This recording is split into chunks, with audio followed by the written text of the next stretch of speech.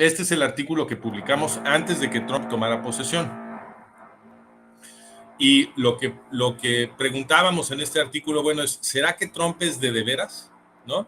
O sea, ¿será que Trump realmente es como él se representa a sí mismo y que va a hacer las cosas que promete? ¿O será que Trump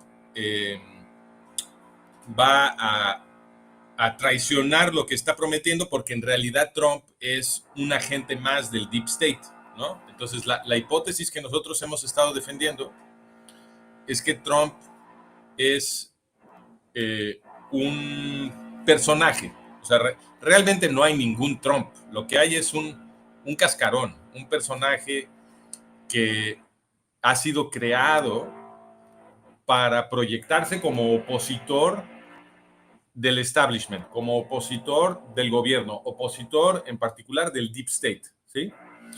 Y de esta forma, con esta personalidad creada, Trump se vuelve el líder, entre comillas, de la oposición.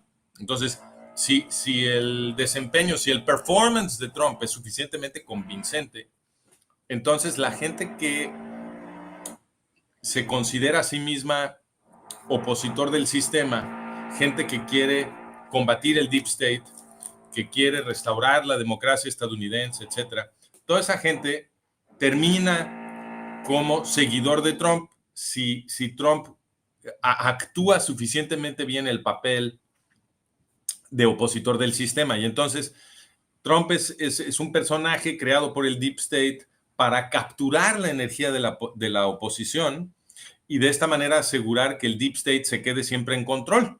Porque si la gente que realmente gobierna, que nuestro modelo son los servicios de inteligencia, si esa gente logra colocar a sus propios agentes como líderes de la oposición, pues entonces es imposible quitarlos. La oposición siempre es de ellos y entonces la alternancia en el poder nunca representa un peligro para el Deep State, ¿no? Para la CIA, para las agencias de inteligencia que controlan, que realmente controlan el sistema a través de un sistema de corrupción que ellos pueden poner en marcha gracias al hecho de que están gastando el dinero de los ciudadanos en secreto, ¿no? Esa libertad que ellos tienen de gastar nuestro dinero en secreto, que es algo que los ciudadanos de Occidente hemos permitido a la hora de permitir que se crearan estos servicios de inteligencia, estos servicios clandestinos. Pues entonces con todo ese dinero, que es muchísimo, ellos pueden corromper las instituciones y de esta manera hacer una especie de simulacro de democracia. Y en realidad es una dictadura a través de la manipulación. Entonces, explicamos este asunto del personaje Trump en este primer artículo. En el segundo artículo, que ahorita les muestro, hablamos de un dato que es muy revelador para esta hipótesis, ¿no? Nosotros lo consideramos un dato dramático. Quiere decir que es un dato que es suficiente, en nuestra opinión, suficiente para establecer que esta hipótesis de Trump es la correcta. Sean Curran era el jefe del equipo de protección de Trump, el equipo personal de protección de Trump. O sea que Sean Curran es el que tiró la toalla, o sea, el que no hizo bien su trabajo en una, si estamos, digamos, si defendemos la hipótesis de la inocencia, que es la hipótesis mainstream, ¿no? Es la que nos venden en los medios y la que el propio Trump y su gente defiende. Si adoptamos esa interpretación, entonces Sean Curran es el incompetente que no pudo proteger bien a Trump, porque según la historia oficial hubo 2 atentados contra la vida de Trump y ambos fueron absurdamente, fueron absurdos porque las fallas en la seguridad en el equipo de Trump fueron verdaderamente inconcebibles. Un equipo de profesional de protección de un presidente jamás habría caído en estas fallas. Entonces, y el hecho de que sucediera 2 veces es verdaderamente inaudito. Entonces, Sean Curran debió haber sido inmediatamente despedido después del primer atentado, sobre todo con todas las fallas que fueron reportadas porque el francotirador estaba en un techo muy cerquita de Trump y era perfectamente visible, era un chavito de 21 años, había gente en el público que lo vio, que lo estaba señalando, etcétera, etcétera, ¿no? Entonces, verdaderamente fue ridículo. Y entonces tú dirías, bueno, Sean Curran, la consecuencia debía ser que lo corren, lo despiden inmediatamente. Pero no solo no lo despidieron, lo conservaron. Hubo un segundo atentado contra Trump, que nuevamente el responsable de esto es Sean Curran. Él es el que no está protegiendo bien a Trump. Y después de todo eso, lo que hizo Trump, inmediatamente después de ser inaugurado, es que nombró a Sean Curran jefe de lo que llaman el servicio secreto. Entonces, ¿el servicio secreto a qué se dedica? Pues el servicio secreto es una agencia creo que tiene nivel de gabinete, pero no estoy seguro, pero es una agencia federal de Estados Unidos muy grande, tiene miles de personas a su cargo, el director del servicio secreto, y a lo que se dedica toda esta institución es a proteger la vida del presidente y de algunos otros altos oficiales del gobierno de Estados Unidos, ¿no? Entonces, pues tú dirías, bueno, ¿cómo es posible que una persona que realmente cree que estuvieron 2 veces a punto de matarlo y que el incompetente que produjo estas situaciones de riesgo es Sean Curran? ¿Cómo vamos a entender que si Trump realmente cree que estuvo en peligro de muerte, nombra a este señor a ser el director de todo el servicio secreto que ahora tiene la responsabilidad de proteger a Trump como presidente? La hipótesis de la inocencia simplemente no puede explicar esto. Entonces, lo que nosotros dijimos es, bueno, ¿qué dice la hipótesis alternativa? La hipótesis alternativa dice que todo esto es un show. Entonces, los atentados contra Trump hay un elemento muy importante de simulación y fueron preparados y realizados para generar esta impresión de que Trump es este valiente que está combatiendo el Deep State, etcétera, ¿no? Y si adoptamos esa hipótesis, entonces sí tiene sentido que Sean Curran se vuelva el director del servicio secreto, porque él no es incompetente bajo esta hipótesis. Él es el hombre clave que ayuda a organizar este teatro de los 2 atentados, porque está en la posición obviamente más importante, porque es el que dirige el equipo que se supone que protege a Trump, ¿no? Y entonces, para poder encubrir todo lo que pasó lo mejor posible, pues es necesario que este señor se vuelva el director del servicio secreto. Bajo esa hipótesis tiene todo el sentido del mundo lo que pasó. Bajo la hipótesis de la inocencia, ningún sentido, ¿no? Entonces, explicamos eso aquí y luego presentamos un tercer artículo que se los voy a presumir aquí. El tercer artículo no, perdón. Ahí tienen a Sean Curran. Esta es la foto sin afectar. Este es Sean Curran. Y el siguiente artículo fue, ¿acaso Trump quiere que tiren una bomba nuclear sobre Israel? ¿Ok? Y el argumento ahí es, a ver, Trump dice que está en contra del yihadismo, ¿no? Y a veces se pavonea muy macho que él no va a permitir que Irán tenga una bomba nuclear y habla como si fuera muy, muy decisivo y muy, muy bravucón, etcétera. Pero, ¿qué es lo que realmente hace a nivel de política de Estado? Lo que Trump hizo fue que en vez de atacar a Irán, que ya vimos que no estaba difícil atacar a Irán, o sea, Israel lo hizo solito y pudo con Irán sin mayor problema. Entonces, ni siquiera Trump tenía que atacar a Irán, simplemente podía dejar que Israel lo hiciera, pero los estuvo deteniendo una y otra vez. Y en vez de optar por el ataque contra Irán para ya eliminar su programa nuclear y quitar a ese régimen, que es una amenaza para el mundo entero, no, entonces él dijo, no, yo quiero negociaciones. Que Israel no se mueva, yo voy a negociar. Y la estructura de eso es realmente muy reveladora, porque todo mundo ya, y lo explicamos en este artículo, todos los expertos que estaban estimando el desarrollo del programa nuclear iraní, desde 2022 estaban diciendo que Irán ya tenía el uranio enriquecido que necesitaba y que lo único que faltaba era el ensamblaje de la bomba y que eso se puede hacer pues en algunos meses y en el mejor de los casos un par de años y en el peor de los casos unos cuantos meses, dependiendo de la habilidad de los iraníes. Y pues eso quiere decir que Israel ya estaba en un riesgo inminente de guerra nuclear, de ser destruido por una bomba nuclear iraní, porque pues realmente nada más hace falta una bomba. Entonces, el hecho de que en estas circunstancias Trump diga, no, yo voy a negociar y le voy a dar 60 días a los iraníes para que se pongan de acuerdo, etcétera, pues 60 días son 2 meses. Y 2 meses, según estos estimados, pudieran ser suficientes para terminar de ensamblar la bomba y tirarla sobre Israel. Entonces, la política de Trump no estaba diseñada para proteger a Israel. Él, por supuesto, la representa como que está tratando de quitarle sus armas nucleares a Irán, porque lo que él dice es que la negociación es para que Irán se hinque y desmantele por completo su programa nuclear. Pero en la práctica lo que está haciendo es que les está dando 60 días para que terminen de ensamblar su bomba y la tiren sobre Israel. Entonces, la descripción de la estructura estratégica es anti-israelí. No importa cómo la represente Trump. El hecho es que le está dando a los iraníes 60 días para terminar de armar su bomba y tirarla.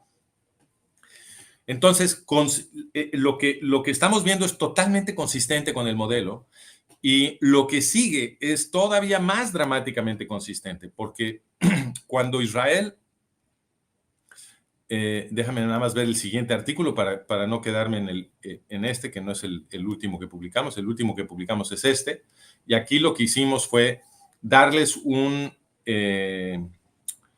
panorama de todas las políticas de Trump que tienen que ver con la seguridad israelí, que afectan la seguridad israelí en el contexto de todo este conflicto que hemos estado discutiendo, ¿no? Y entonces ahí me meto a todo lo que está haciendo Trump, que es consistente con promover el yihadismo. No nada más es Irán, es Qatar, es Egipto, es Líbano, es Siria, en fin, es todo el concierto, es Turquía, etcétera, es todo el concierto de políticas de Trump en Oriente Medio. Y aquí demostramos que, excepto por algunas cosas simbólicas y algunas cosas materiales que no son decisivas a favor de Israel, todo lo demás, que es muchísimo y que cuesta muchísimo dinero y que tiene unas consecuencias realmente peligrosas para Israel, todo lo demás es pro-yihadista. Y aquí les damos la lista muy detallada de todo lo que ha venido haciendo Trump, porque en los medios nunca te hacen este análisis, ¿no? Entonces, ahí se los hacemos para que puedan ver todo el panorama de la política pro-yihadista de Trump. Y bueno, esto lo que predice es que si Israel ataca a Irán, pues entonces Trump va a tratar de salvar a Irán, porque él justamente ha estado haciendo todas estas políticas para mejorar la posición de Irán contra Israel, según lo que estamos diciendo nosotros, ¿no? Entonces, ¿qué pasó cuando Israel atacó a Irán? Lo primero que pasó es que Trump dijo, yo no tuve nada que ver, estos son los israelíes solitos. Pero por supuesto, debido al discurso que estaba defendiendo Trump, es muy difícil que Trump diga que está en contra del ataque. Entonces, él tiene que decir, yo estoy a favor del ataque israelí. Eso es forzado, porque si no, pues todo el teatro se cae. Entonces, además, Israel tuvo cuidado de atacar en el día 61, que es cuando se vencía el plazo que había puesto Trump en público. Entonces, al atacar en el día 61, parece que, pues, que esto está de acuerdo con lo que dijo Trump y eso hace más difícil todavía que Trump diga que se opone, ¿no? Entonces Trump dijo yo estoy a favor, pero inmediatamente clarificó que él no tenía nada que ver con eso, que él no estaba involucrado, que esto los israelíes lo estaban haciendo ellos solos y anunció en un posteo de Truth Social, anunció que quería salvar a los ayatolás. Y literalmente dijo, quiero salvar el imperio iraní. Y entonces le dijo a los ayatolás, digan que quieren negociar y yo paro a los israelíes. Básicamente eso fue lo que les dijo. Y la frase esa de quiero salvar al imperio iraní, esa es literal. Les dijo, apúrense a negociar para que yo pueda parar a los israelíes y entonces salvamos al imperio iraní y lo que queda de su programa nuclear, así tal cual lo dijo Trump. Y en el siguiente artículo vamos a citar todo eso con mucho cuidado, para que se pueda apreciar. De hecho, tenemos un artículo más, si mal no recuerdo. Ahorita se los muestro. Sí, aquí está.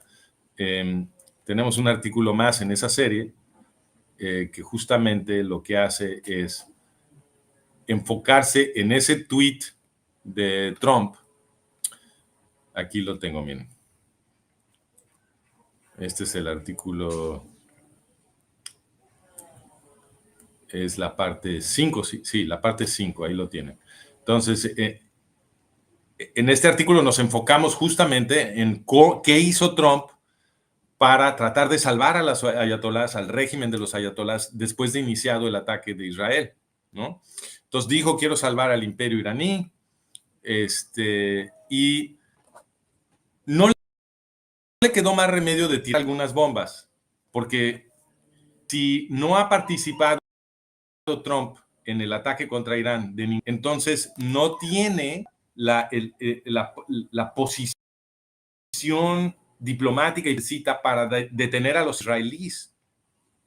Entonces, desde una interpretación muy naive, el hecho de que Trump fue a tirar algunas bombas en Irán puede ser interpretado como, está apoyando a los israelíes contra Irán. Pero una interpretación un poquitito más sofisticada, porque tampoco hay que ser muy genio para entenderlo, te das cuenta que lo que hizo Trump fue tirar algunas bombas en Irán para entonces poder tomar el control de la guerra.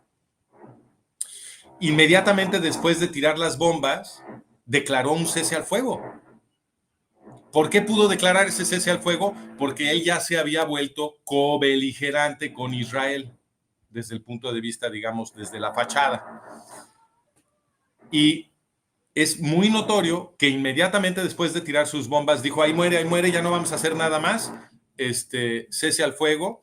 Y todavía más dramático, impuso ese cese al fuego sobre Israel después de que Irán atacara bases gringas en Oriente Medio.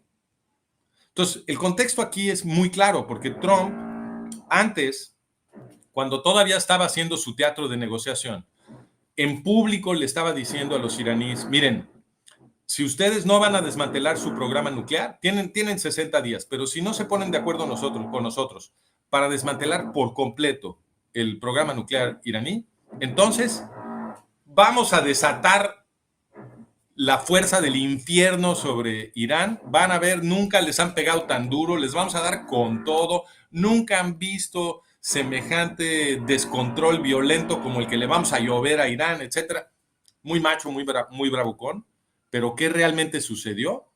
Tiró unas cuantas bombas, inmediatamente declaró un cese al fuego y sostuvo su declaración de cese al fuego a pesar de que Irán lo atacó cuando él había dicho que si Irán osaba retaliar con cualquier cosa contra cualquier interés gringo después de su bombardeo, entonces sí los iba a destruir por completo. Eso fue lo que él dijo. Hizo todo lo contrario. Irán atacó la base de Al-Udeid de los gringos en Qatar y algunas otras posiciones. Y hubo gente que salió lastimada, o sea, no es como que no le pegaron a nadie. Y a pesar de eso, Trump los perdonó, les perdonó su ataque, sostuvo su imposición de cese al fuego y luego empezó a decir que, bueno, y China ya puede comprar petróleo de Irán, y empezó a decir que iba a relajar las sanciones contra Irán para que puedan reconstruir, etcétera. Tú dices, wow, o sea, realmente sí hizo lo que dijo que iba a hacer en su posteo de Truth Social. Realmente se puso a salvar al imperio iraní. Entonces, creo que digamos, el conjunto de políticas es muy obvio. Y lo más importante aquí es que si tú realmente, como Trump alardea sobre sí mismo, si tú realmente estás preocupado de que los iraníes pudieran tener una bomba atómica y estás en contra del yihadismo y preferirías que no estuvieran ahí, etcétera, si todo eso fuera cierto, pues es obvio que lo único que tenía que hacer Trump era hacerse a un lado y dejar que los israelíes continuaran destruyendo la infraestructura de Irán y produjeran un daño suficiente para que haya un cambio de régimen. Pero Trump hizo todo lo contrario. Entonces, cuando tú tienes una situación de guerra y los que están perdiendo son los ayatolás y tú impones un cese al fuego, pues obviamente al que estás protegiendo es a Irán, a los ayatolás. Eso es 2 más 2 igual a 4. O sea, no requiere ningún genio entender que el cese al fuego en esas condiciones lo que hace es proteger a Irán y desproteger a Israel. Y entonces, a la postre de todo esto, mucha gente ha estado diciéndome, wow, que de veras el único modelo que explica lo que está pasando es el modelo de Moore. Y tienen razón. El único modelo que explica lo que está pasando es el modelo que dice que Trump es un agente más del Deep State, creado para controlar la oposición en Estados Unidos, que ya estaba harta de lo que están haciendo los burócratas en Estados Unidos. Él se ha representado como un enemigo del yihadismo, pero el modelo de Moore dice, no, eso no puede ser cierto. Eso tiene que ser una pantalla, porque el Deep State en Estados Unidos, que no iba a permitir que un opositor tomara el poder, obviamente, ese Deep State lleva más de 40 años apoyando el yihadismo iraní.